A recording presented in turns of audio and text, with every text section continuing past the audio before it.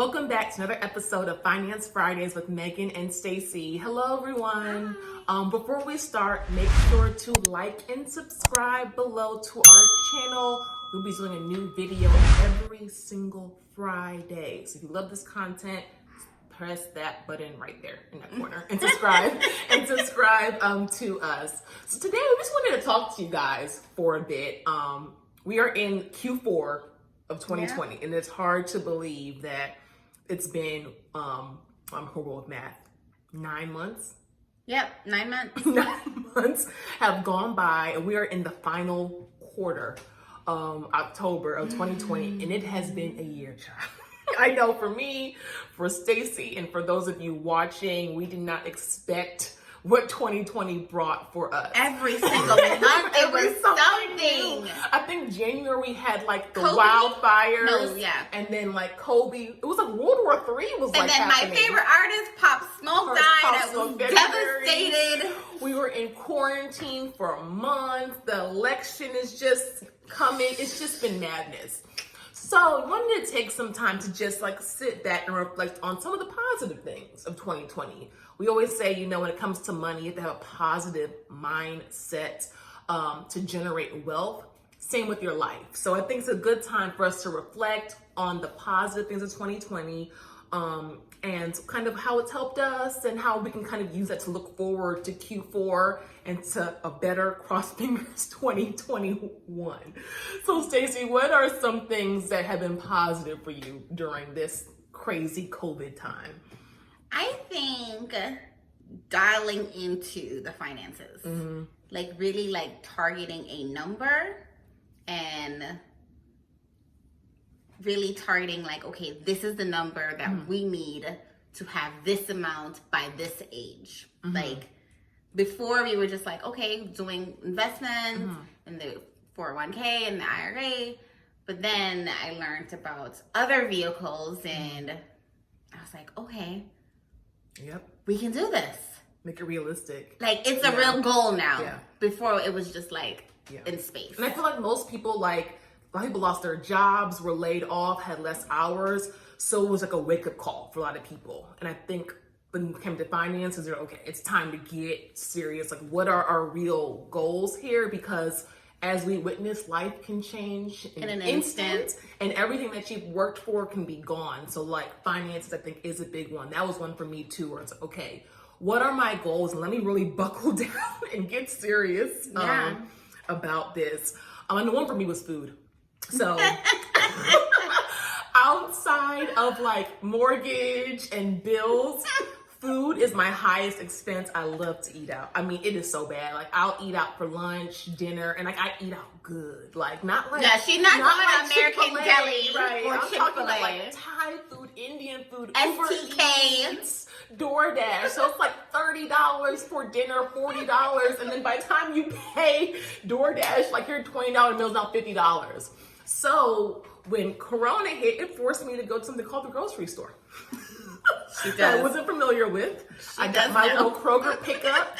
I just pulled my car in. They came deliver my groceries, and I started to cook more. A big revelation, but honestly, it's really helped. I learned new recipes, the stuff that I love to buy. I was like, let me figure out how to make it myself. Yeah, and save some coins. So that was something for me that I've kept on. Where now it's like, okay, I'm gonna go out to eat maybe once or twice a week, not every day, and I have kept that up, and I've been cooking a lot more. So yeah, for me. Love that. I think also too, aside from money, I've just been trying to create more intentional friendships and being more intentional with my conversation with people. Because deep down, I really don't like small talk. I don't. For what? For why? For what? I want to, like, when I'm talking to people, I want it to have some substance and some like real intentionality behind it. So I've been focused on like creating more of a deeper bond with my friends and really checking on them and making sure they're good. Yeah. And you realize like who really has your back, because we were all isolated. So like you have to be intentional. So we would set up, okay, Zoom calls like every Sunday with my family and close friends. we're going to catch up. And there's people that I didn't hear from for that whole time. It's like, okay, mental check note of where that falls. And it's not bad, because in life, you just have those time periods where some people just change in terms of the priority, which isn't a bad thing. But like you said, I think COVID kind of like helped us realize, okay, like who is a true priority with those relationships, which is important. Anything else that you did? You're missing a big one that we're looking at right now. I don't know. She's missing it. We talking to y'all. She's missing the biggest one that came from this.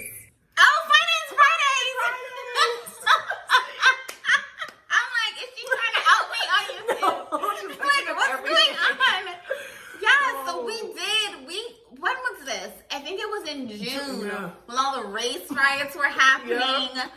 I live downtown Atlanta, like right around the corner from CNN Center. So I heard all those helicopters and I saw the big Humvees coming down my street. Like, it was crazy. Yeah.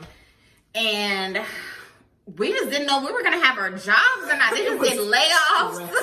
It was so stressful. We're like, are they going to cut the sales force?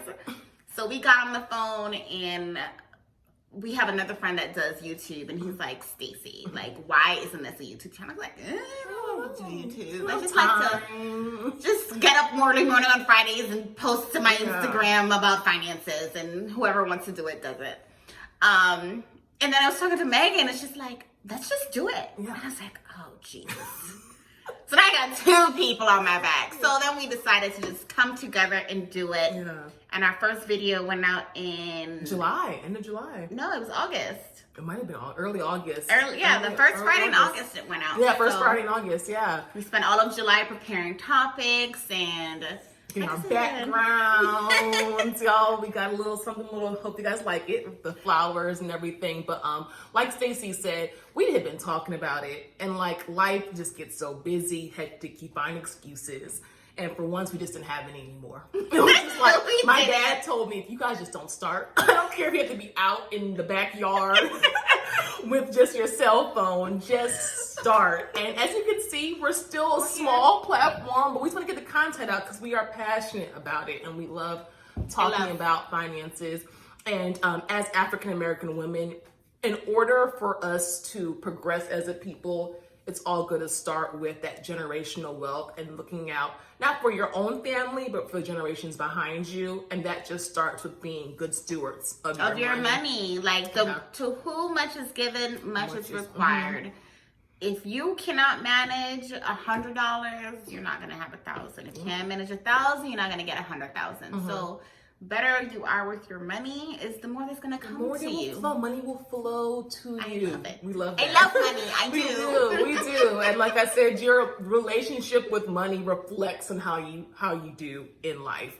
So we hope that some of our I guess like feedback and our thoughts have inspired you to kind of go and sit back and maybe journal and write on what have been some positive things of 2020, because it's been so easy.